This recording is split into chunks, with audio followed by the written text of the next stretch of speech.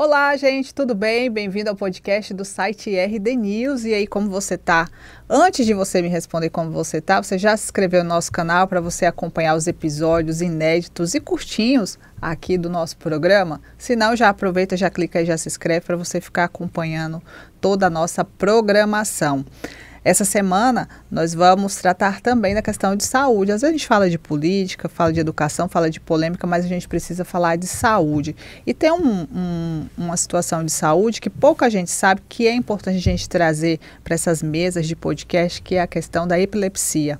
Dia 26 de março é celebrado aí, ou vem à tona, um reforço para você entender como que é essa patologia ou essa doença, que quem está aqui vai me explicar como que se pronuncia isso, e também entender como que lida ali, quais são os mitos, quais são as verdades em relação à pessoa que ela tem a epilepsia. Nós estamos aqui com um médico neurologista e eu estou sabendo que ele é epileptologista, que é o Dr. Bruno Grumeiro. Falei certo? É epileptologista? Epileptologista. Epileptologista, doutor. O senhor é especialista nisso, na epilepsia? Sim, a neurologia tem vários ramos de subespecialidades, né? Igual a ortopedia, se você tem um especialista de ombro, de cotovelo, de pé e tal. Na neurologia nós temos também nossas subespecialidades. Como a neurologia é uma área muito nova na medicina, não se tem muito profissionais subespecialistas numa área, porque o conhecimento ele é muito vasto, amplo, e às vezes é difícil você ter em vários locais do mundo uma estrutura médica bem madura, digamos assim, que atenda todas as novidades e últimas tecnologias do mundo inteiro, né?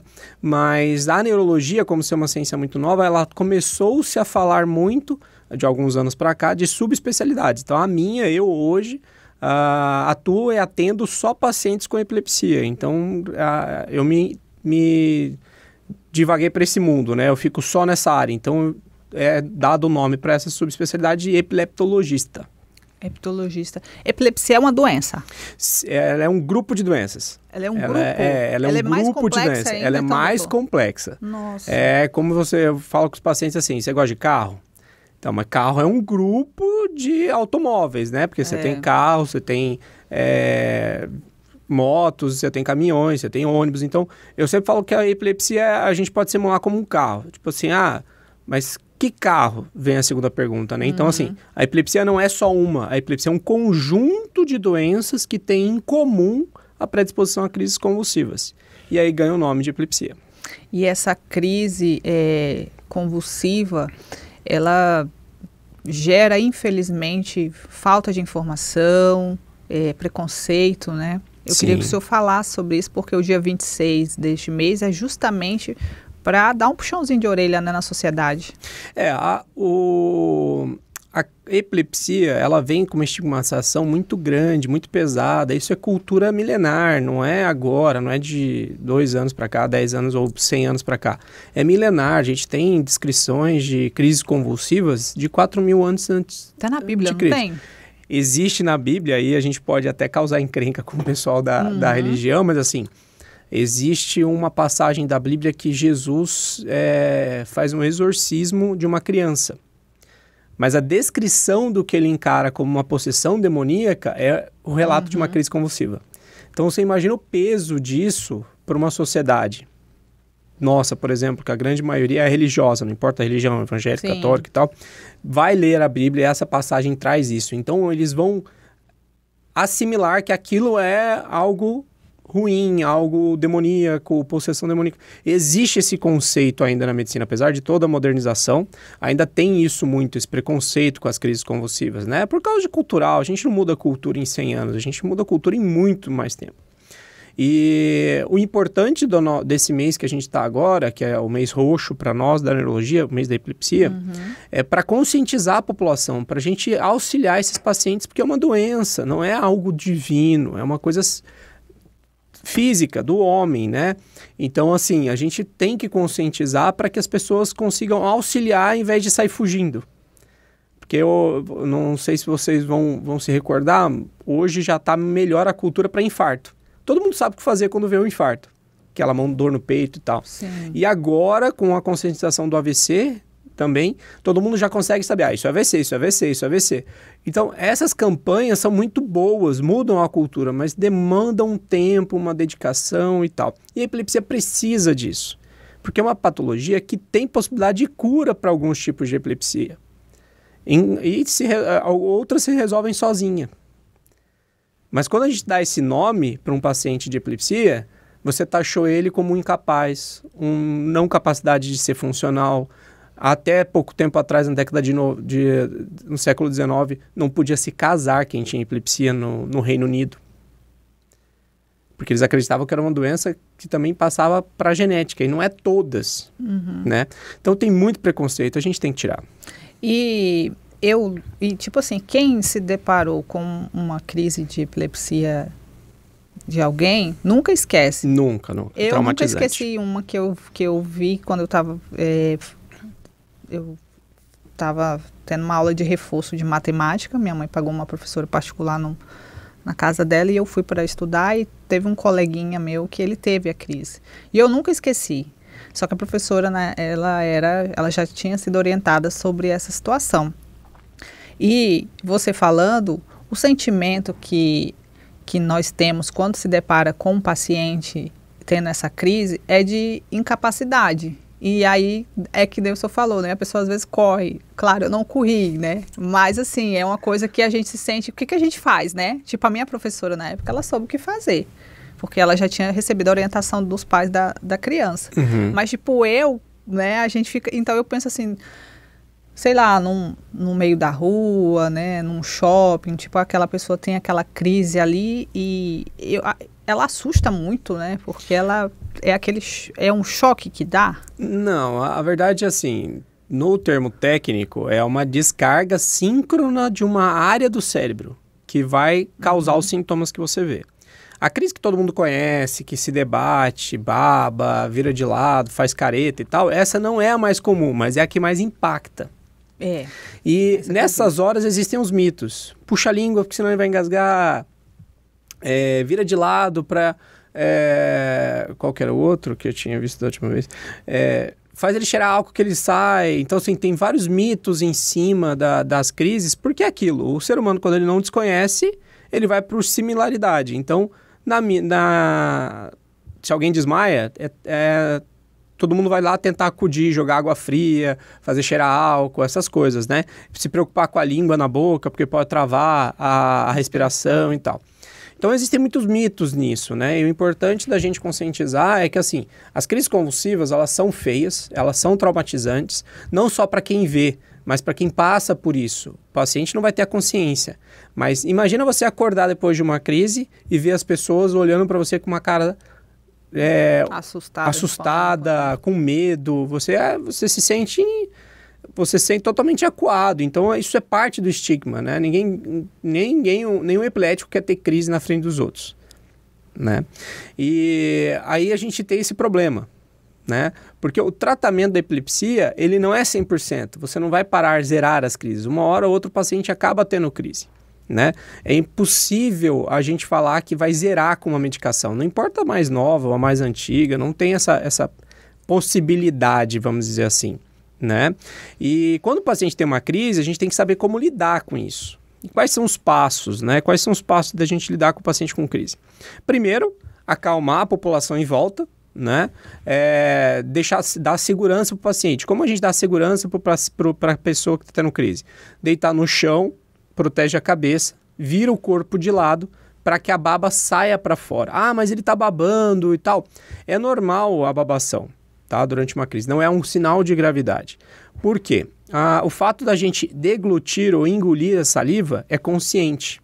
Então, se você desmaia, se você dorme, sim, você não vai engolir saliva, você vai babar. Então, por exemplo... É natural. É natural. Se você está dormindo em cima de uma mesa, é natural que você acorde babado, né? Se você está dormindo de lado na cama e tem uma produção muito alta de saliva, você vai babar no travesseiro. Algumas pessoas já experimentaram isso. Tiveram crise? Não.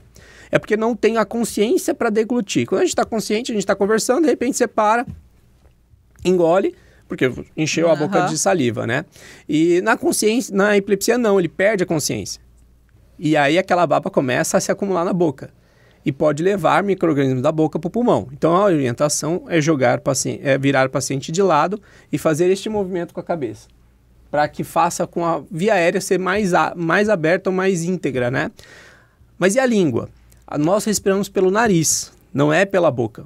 Então, a língua não vai interferir na respiração. É um mito.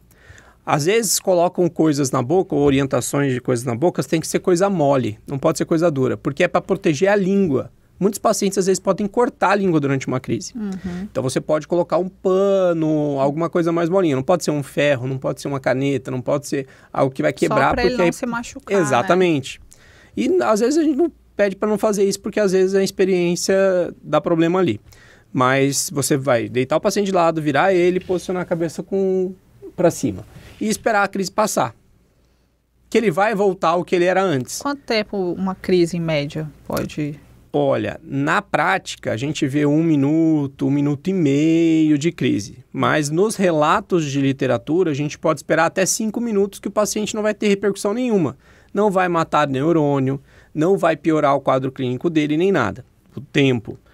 Passou-se de 5 minutos de crise, aí a gente começa a entrar numa cascata que o organismo não consegue mais se recuperar dessa patologia. E aí a gente pode ter repercussões negativas. Então, se passam de 5 minutos, é necessário que vá para um hospital com a maior velocidade possível para que salve esse cérebro, porque a partir dos 5 minutos ele começa a desgastar as reservas energéticas.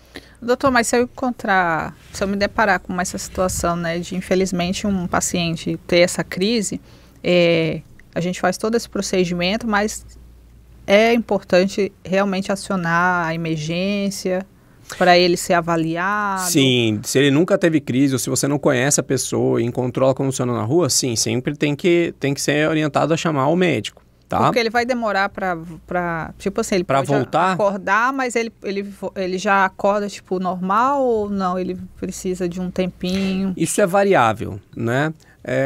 A crise, quando dura 1 minuto, 1 minuto e meio, às vezes demora menos que isso, o paciente retorna, mas retorna meio sonolento, desorientado e tal.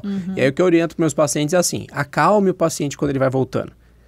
Porque quando ele voltar à consciência, ele vai ficar meio desorientado. Então, não apavore ele. Porque imagina você acordar no meio da noite com a casa pegando fogo. Como é que você vai reagir? Você está sonolenta, e a situação confusa. Dele de vulnerabilidade também, né? Exatamente. Então, a gente tem que acalmar. Então, assim, fulano, calma, você está aqui na rua, eu te vi, você passou mal, tá tudo bem, sabe onde você está, né? Entendeu? Para você acalmá-lo, né? Porque ele vai voltar mais fácil. Vai ser mais fácil lidar com essa sonolência ou com a desorientação que ele tem, né? E alguns pacientes podem demorar até 2 horas para acordar. Né? E aí a gente, mas o que eu faço? Verifica impulso. Né? Verifica pulso porque a respiração é difícil de perceber. Então a ideia é aquela que o bombeiro passa. Verifica se tem pulso. Aonde? Aqui, no pescoço. Tá? Apesar de a gente falar verifica pulso, aí o pessoal vai no pulso. Depois de uma crise convulsiva não tem pulso aqui. Vai ter aqui. Entendi. Entendeu? Então é interessante você fazer a aferição do pulso aqui. E lógico, chamar as autoridades, né? Em meio a uma crise, um paciente pode falecer? Geralmente... Ou não, sempre ele vai conseguir vencer? Isso é possível, tá? É muito raro de acontecer, alguns estudos falam de 4 a 8% de morrer durante uma crise, por às vezes um infarto, uma morte súbita, um SUDEP, por exemplo, que é possível em pacientes epiléticos ter SUDEP, que é morte súbita. Mas não é a epilepsia, é outros... É a epilepsia. Aí a gente está falando da epilepsia. É raro, muito raro acontecer de morrer durante uma crise, tá? Mas é possível, tá? O que é mais comum de acontecer durante uma crise? Machucar. Então, se o paciente está mexendo no fogão, tem uma crise, cai no fogo. Se está mexendo com materiais cortantes, tem uma crise, se machuca porque caiu. Ou cai, né? Está mexendo em altura, aí cai lá de cima. Então, ele morreu pela queda ou se fraturou pela queda, pelo machucado. Então, isso é mais comum de acontecer, né? A ideia, tipo assim, de poder morrer por uma crise existe, não é zero. Mas a chance é muito, muito baixa, né? E tem relação com a frequência de crise que o paciente tem. Porque a definição de epilepsia é a predisposição a crises. Então, a gente quer saber se o paciente está tendo crise uma vez por semana, uma vez por mês, uma vez por ano. O ideal é que ele fique 1 ano livre de crise. Se ele tiver crise a cada 2 anos, o tratamento dele tá bom. Não tem que mexer. Porque aí você passou quase 2 anos as crises. Está ótimo. Lembra que eu falei que não ia zerar as crises? Em alguns casos, né? Outros até se resolve sozinho. Mas é importante, o risco maior de morte súbita na epilepsia é a dificuldade de controle de crises. Então, se você tem crises semanais, 2, 3 por semana, o seu risco de morte súbita por crise é muito maior. E geralmente essa pessoa não vai buscar tratamento, não vai. Não. Se ela for, ela consegue esse espaço. 80% dos pacientes que começam a primeiro medicamento para controlar a crise, eles têm sucesso. Eles têm sucesso. Por um longo período, às vezes 2 anos, 5 anos, depende do tipo de epilepsia. Esse é o problema. Porque se a gente fala em epilepsia, aí todo mundo acha que o primeiro medicamento é para resolver, não resolveu, e não é bem assim. Você tem que saber o tipo, né? Hoje a medicina funciona em base de classificação. Pegar um comum que todo mundo conhece. Diabetes tipo 1, diabetes tipo 2. Diabetes tipo 1 é a ausência de uma enzima que quebra a glicose, que é a insulina. Então você sabe e o tratamento é mais fácil você saber. Sim. Então se você tem um diabetes tipo 1, o teu tratamento vai ser insulina, porque você não tem. A diabetes tipo 2 é a resistência à insulina. Então você tem ela funcionando, mas ela não funciona completamente. O tratamento é totalmente oposto. Você vai fazer com que o consumo de insulina seja otimizado. Na epilepsia funciona da mesma moda. Se você tem o tipo A, tipo B e tipo C, você não vai tratar igual. Porque hoje a gente tem um conhecimento muito vasto. E eu faço só isso. É bem personalizado. É bem personalizado. E aí você tem prognóstico. O tipo A é uma criança que teve crise convulsiva, que é muito comum, e que depois da adolescência sumiu. Então é uma epilepsia autolimitada da infância. O tipo B é um paciente que desenvolveu uma epilepsia genética alterada porque tem história familiar e coisa e tal, e tem uma região do cérebro com problema, a mais comum, esclerose mesial hipocampal. A chance de cura através de cirurgia é de 60% ou mais, quando bem indicada e não prolongar a cirurgia, né? Esse é outro problema. E o tipo C é aquele senhor que teve um AVC, 2 anos depois do AVC desenvolveu uma epilepsia. Nossa. Porque ele teve lesão no cérebro. Então, a esse tipo C, ele provavelmente vai tomar remédio pro resto da vida. Mas vai ter um bom controle. Vai ter um escape, às vezes, uma vez ou outra, quando bem indicado. O anticonvulsivante, né? Então, você tem 3 tipos de pacientes diferentes com o mesmo diagnóstico.